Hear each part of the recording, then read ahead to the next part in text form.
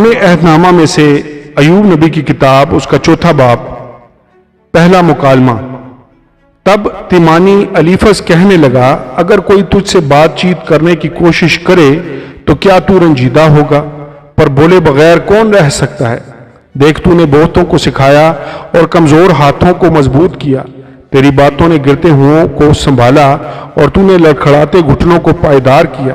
पर अब तुझी पर आ पड़ी, तू बेदिल हुआ जाता है। उसने तुझे छुआ और तू घबरा उठा। क्या तेरी खुदा तरसी ही तेरा भरोसा नहीं? क्या तेरी राहों की रास्ती तेरी उम्मीद नहीं?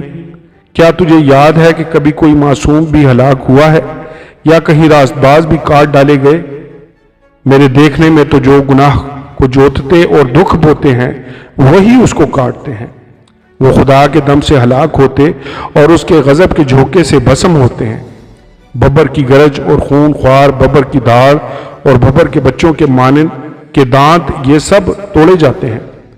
शिकार ना पाने से बुढ़ा बब्बर हलाक होता और शेरनी के बच्चे तितर बितर हो जाते हैं।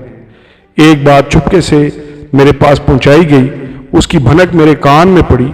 रात की रोयतों के ख्यालों के दरमियान जब लोगों को गहरी नींद आती है, मुझे खौफ और कपकपी ने ऐसा पकड़ा कि मेरी सब हड्डियों को हिला डाला।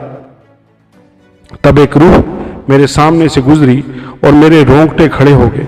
वो चुपचाप खड़ी हो गई, पर मैं उसकी शक्ल पहचान न सका। एक सूरत मेरी आंखों के सामने थी और सन्नाटा था। फिर मैंने एक आवाज सुनी कि क्या फानी इंसान खुदा से ज्यादा आदिल होगा? क्या आदमी अपने खालिक से ज्यादा पाक ठहरेगा?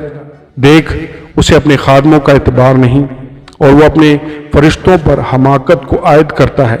फिर भला उनकी क्या हकीकत है जो मिट्टी के मकानों में रहते हैं, जिनकी बुनियाद खाक में है और जो पतंगे से भी जल्दी पिस जाते हैं। वो सुबह से शाम तक हलाक होते हैं, वो हमेशा के लिए फना हो जाते हैं और कोई उनका ख्याल भी नहीं करता। क्या उनके डेरे की डोरी उनके अंदर ही अंदर तोड़ी नहीं जाती? वो मरते हैं और ये भी बगैर दनाई के। आमीन और आमीन।